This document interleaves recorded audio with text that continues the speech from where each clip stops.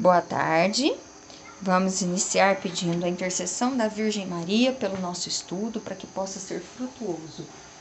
Ave Maria, cheia de graça, o Senhor é convosco. Bendita sois vós entre as mulheres e bendito é o fruto do vosso ventre, Jesus. Santa Maria, Mãe de Deus, rogai por nós, pecadores, agora e na hora da nossa morte. Amém. Vinde, Espírito Santo, enchei os corações dos vossos fiéis e acendei neles o fogo do vosso amor. Enviai o vosso Espírito e tudo será criado, e renovareis a face da terra. Oremos, ó Deus, que instruíste os corações dos vossos fiéis com as luzes do Espírito Santo. Fazei que apreciemos retamente todas as coisas segundo o mesmo Espírito e gozemos sempre das suas divinas consolações. Por Cristo nosso Senhor. Amém. Continuemos o capítulo 2 sobre a virgindade perpétua de Maria. O profeta Isaías mostra a virgindade de Maria como um sinal do Senhor. Uma virgem conceberá e dará à luz um filho e o chamará Deus conosco. Por que haveria de ser uma virgem a dar ao mundo o Redentor? Primeiro ensinam os santos padres da igreja, porque foi uma virgem, Eva, por uma virgem, que o pecado entrou no mundo. Então também por outra virgem, Maria, haveria de entrar a salvação. E nos ensina ainda São Leão Magno, doutor da igreja e papa. Não transparece uma razão profunda no fato de Cristo ter querido nascer de uma virgem? Seria a de ocultar ao demônio que a salvação nascera para os homens, a fim de que, ignorando a geração espiritual, não julgasse que havia nascido de modo diferente aquele que via semelhante aos outros? Notando que sua natureza era igual à de todos, supunha que a sua origem fosse a mesma, e não percebeu que estava livre dos laços do pecado, aquele que não encontrou isento da fraqueza dos mortais. Jesus teve a fraqueza dos mortais. Ele nasceu igual a nós, né? De carne e osso, sentia fome, sede, teve que aprender a andar, né? Nasceu bebê, teve que aprender a falar, foi educado por uma família. Então, o demônio não percebeu que ele foi livre dos laços do pecado, porque ele tinha as fraquezas mortais. Foi assim iludida a sagacidade do inimigo, que em segurança supunha que o nascimento do menino gerado para a salvação do gênero humano estivesse sob o seu domínio como os outros. Então o demônio não percebe, pela virgindade de Maria, né? Ele é enganado, ele não percebe que aquele menino é diferente. Ele acha que nasceu igual aos outros, porém o milagre da virgindade da Virgem Maria, né? Faz com que ele seja oculto, que ele seja escondido do demônio, a sua santidade, né? Por que sob o domínio como os outros? O domínio do demônio sobre todos nós através da mancha do pecado original que todos nós nascemos. Conhecendo o veneno com que corromper a natureza humana, jamais julgou isento do pecado original aquele que por tantos indícios supunha ser um mortal. Então Jesus parecia ser igual a todos, porém não era. Por um milagre de Deus, ele era diferente. Santo Ireneu, bispo e mártir do século II, opondo Maria a Eva, diz: como por uma virgem desobediente foi o homem ferido, caiu e morreu, assim também por meio de uma virgem obediente à palavra de Deus, o homem recobrou a vida. Era justo e necessário que Adão fosse restaurado em Cristo e que Eva fosse restaurada em Maria, a fim de que uma virgem feita advogada de uma virgem apagasse e abolisse por sua obediência virginal a desobediência de uma virgem. Então, né? Maria apagando a desobediência de Eva. São João Damasceno, o grande defensor e apóstolo das imagens de santos e da Virgem Maria, diz também: Eva tornou-se culpável de prevaricações e por ela entrou a morte do mundo. Maria Santíssima, dando seu consentimento e sujeitando-se à vontade de Deus, enganou a serpente enganadora. Também São Jerônimo escreveu: a morte por Eva, a vida por Maria. E afirmou Santo Agostinho: por uma mulher a morte, por uma mulher a vida. E aqui fica muito claro para nós que a morte é a culpa da morte é o pecado e que a vida veio pela obediência. Então, desobediência causa morte, obediência causa vida. E a Virgem Maria escolhe a vida, a obediência.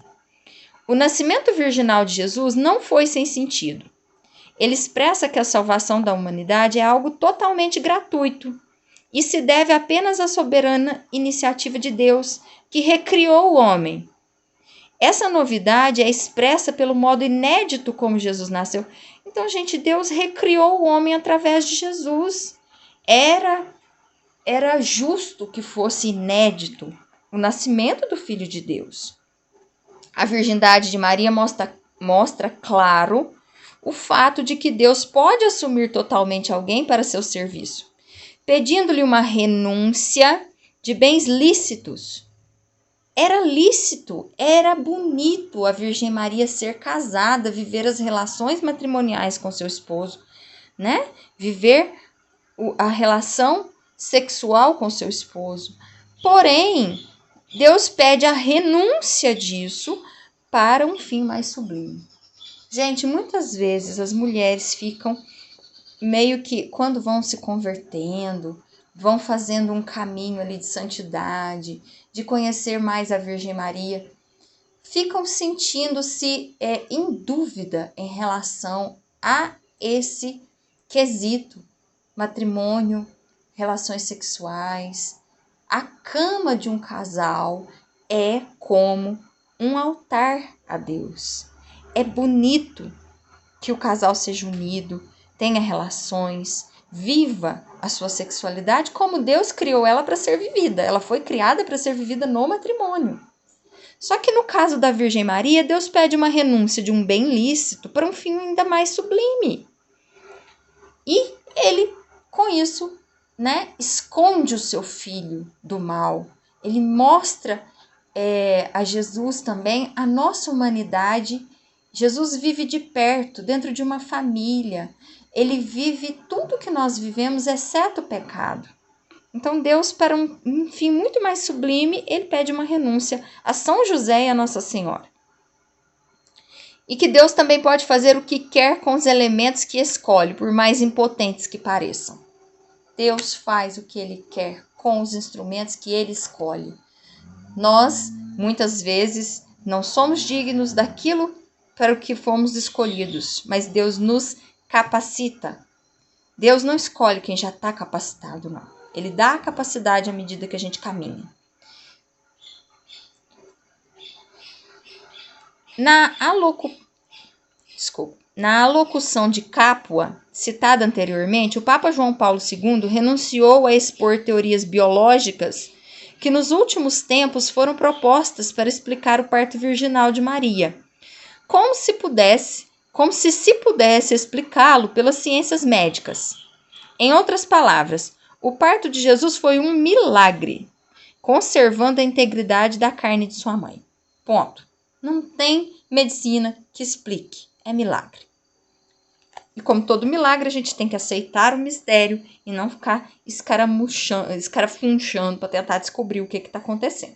Desculpem as palavras estranhas. Mais do que nunca, precisamos honrar esta grande glória de nossa mãe e suplicar-lhe as graças de sermos também nós virgens, se não do corpo, pelo menos na alma. Então, a virgindade na alma, né, gente? A inocência. Nos sentimentos, nos desejos, nos pensamentos, palavras e atos, para podermos ser dignos filhos de uma tão grande mãe. Então, a pureza. Se eu sou casada, a minha castidade é viver bem o meu matrimônio, é ser pura no agir, não ser uma pessoa maliciosa, não ficar contando piadinhas, não ficar com risadas, com coisas baixas, né? Não usar uma roupa inadequada, não só as casadas, mas também as solteiras, guardar aí a modéstia, buscar mesmo de todas as formas a inocência e principalmente, gente, buscar a inocência das nossas crianças, preservar essa inocência. E aí sim, ensinar para os filhos que a virgindade é uma coisa bonita de se guardar. E que se a pessoa tiver a vocação ao matrimônio, guardá-la até o matrimônio. É Nossa Senhora quem nos consegue a graça da pureza e da castidade. O que é a castidade? É viver o sexo só no plano de Deus, isto é, não viver a vida sexual nem antes e nem fora do casamento. Pio XII, na encíclica sobre a Sagrada Virgindade, de 25 de março de 1954, diz estas consoladoras palavras: mas, para conservar e fomentar a castidade perfeita, existe um meio que a experiência dos séculos mostra repetidamente ter valor extraordinário. É a sólida e fervorosa devoção a Nossa Senhora. De certo modo, esta devoção encerra em si todos os outros meios. Quem a cultiva sincera e profundamente é levado a vigiar e orar, e aproximar-se do tribunal da penitência e da sagrada mesa. Então, a Virgem Maria, gente, ela é um meio mais seguro para essa vida em Cristo, para esta vida pura, porque ela nos leva para vigiar, né? Ela nos dá esse grande exemplo e esse grande... nos leva pela mão mesmo a vigiar e orar sempre, a nos confessar com frequência e a comungar sempre. A Virgem Maria está sempre apontando para Jesus, gente. Por isso, exortamos com afeto paternal os sacerdotes, os religiosos e religiosas a colocar-se debaixo da proteção da Augusta Mãe de Deus, que, sendo a Virgem das Virgens, como afirma Santo Ambrósio, a mestra da virgindade, e é, de modo especial, a Mãe poderosíssima das almas consagradas a Deus. Então, aqueles que são consagrados a Deus vão conseguir manter a sua consagração, né? A sua castidade, seu celibato, através da intercessão da Virgem Maria e do exemplo dela.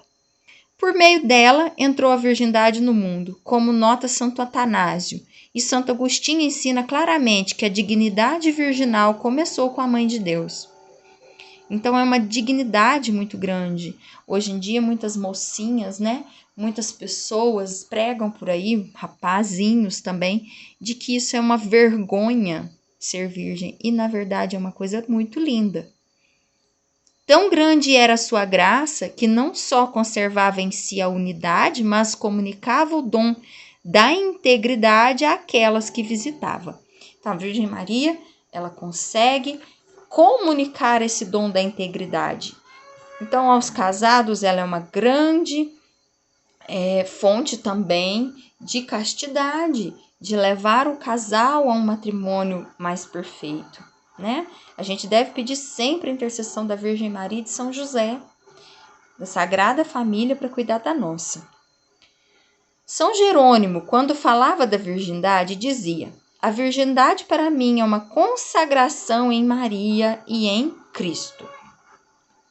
Houve um tempo na vida da igreja em que ser virgem era uma das maiores glórias. Significava uma opção radical pelo Cristo e pelo seu reino. E a história da igreja está repleta dessas virgens maravilhosas que souberam entregar a sua vida incondicionalmente a Deus. Santa Teresa de Jesus, Santa Teresinha, Santa Clara de Assis, Santa Maria Gorete, Santa Cecília e muitas outras.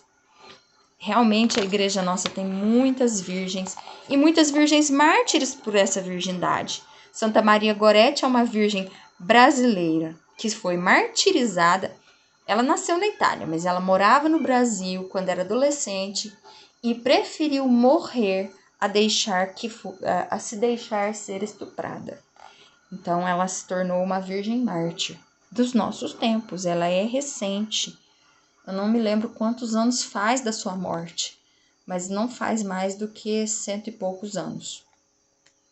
Hoje, infelizmente, parece que chegamos ao extremo oposto. tanto no mundo quanto também, por incrível que possa parecer, em certos círculos da própria igreja, como nos recorda o padre Pascoal Rangel. Ele nos lembra de que já uma vez escreveu Bernanos, grande defensor do catolicismo na França nos anos 40, um povo ao qual se ensinasse a ridicularizar a castidade seria um povo perdido e descristianizado. Gente, essa frase é do dos anos 40, mas ela tá tão atual. Um povo ao qual se ensinasse a ridicularizar a castidade seria um povo perdido e descristianizado. O nosso mundo está hoje perdido e descristianizado porque entrou no mundo essa ideia de uma falsa liberdade, que na verdade é uma libertinagem, onde as pessoas acham que o seu corpo é um objeto e que elas são donas dele. Na verdade, nosso corpo é um templo do Espírito Santo, ele é de Deus e nós temos que cuidar dele. Eu falo muito para os meus catequizandos que o nosso corpo é como uma igreja. Só coloque no seu corpo aquilo que você colocaria na igreja. Pensa. Sem dúvida, o deboche e a ridicularização a que foram reduzidas tanto a virgindade quanto a castidade são sinais inequívocos de descristianização do nosso mundo atual, que sucumbe sob o mar de lama da imoralidade. E por essa porta da imoralidade física entram todas as outras imoralidades, né, gente? As pessoas vão cada dia mais ficando longe de Cristo, longe de Deus, longe da honestidade. Olhando para a virgindade incomparável de Maria, podemos resgatar esta grande virtude. É o modelo da Virgem Maria que devemos propor com urgência a nossos jovens, para que possam viver toda a beleza da bem-aventurança que diz: felizes os puros de coração, porque verão a Deus. Então, nós vamos encerrar por aqui, mas eu convido vocês a fazerem esse exame de consciência, como eu tenho tratado a pureza na minha casa, na minha família e na minha vida. Eu tenho vivido a castidade, eu tenho incentivado as pessoas a viverem a castidade, eu tenho buscado pregar a castidade, principalmente para aqueles a quem eu sou tutora, mãe, tia, madrinha, né? Vamos fazer esse exame de consciência e pedir à Virgem Maria que possa trazer de volta ao mundo esta moral que está sendo perdida e que junto com ela se perdem todos os outros quesitos da moral. Porque uma pessoa que não vive a castidade, ela engana, ela atrai, ela mente. E aí a porta está aberta para tudo que é ruim. Nós vamos ficar por aqui. No nosso próximo encontro, passaremos para o próximo capítulo. Louvado seja nosso Senhor Jesus Cristo, para sempre seja louvado. Em nome do Pai, do Filho e do Espírito Santo. Amém.